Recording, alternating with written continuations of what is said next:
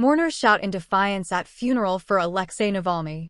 Hundreds of people in Russia have gathered for the funeral service of Alexei Navalny, the vocal Putin critic who died in jail last month.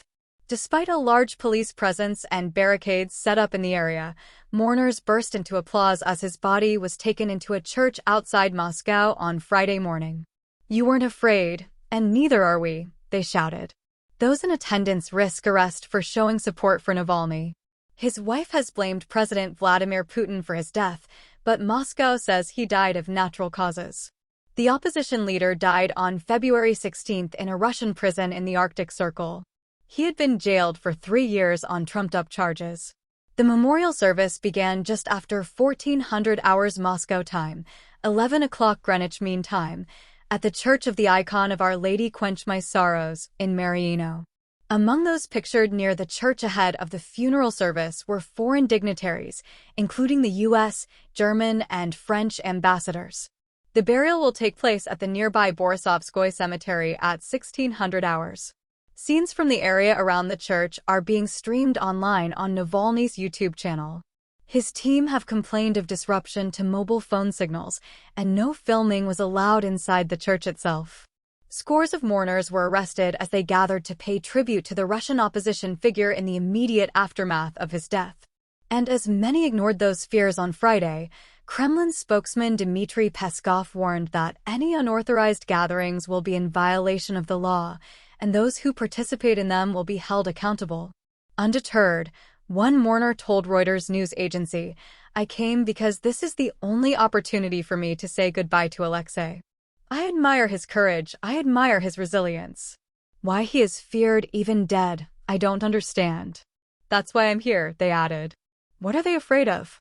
Why so many cars?" said another, Anna Stepanova, in reference to the barriers and the anti-riot police trucks. "They are so afraid themselves," she told AFP news agency. "The people who came here, they are not scared." Alexei wasn't either. Hours before the ceremony, Navalny spokeswoman Kira Yarmish said they were having difficulties with arrangements. "The team were even finding it difficult to find a hearse," she said. The opposition leader's team, who are overseas and have encouraged people to attend, had shared a map of the route between the two locations. They also shared a list of places abroad, from Seoul to Rome, Montreal, and Stockholm, where people can join memorial services.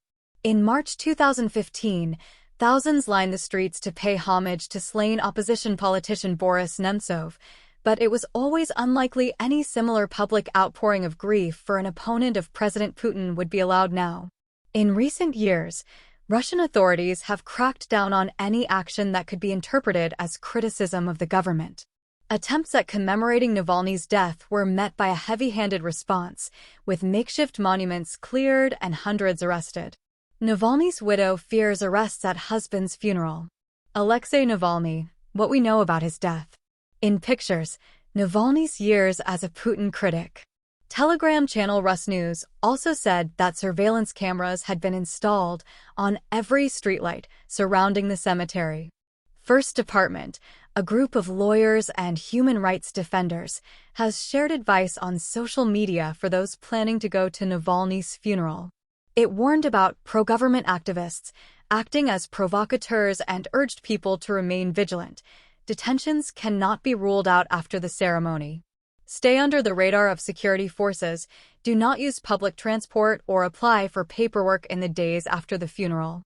The advice also includes not carrying any objects bearing the photograph of Navalny or the symbol of his anti-corruption foundation, which was declared an extremist organization by Russian authorities. Navalny's mother and father were seen going into the church. Navalny's children Daria, 23, and Zahar, 15, live abroad.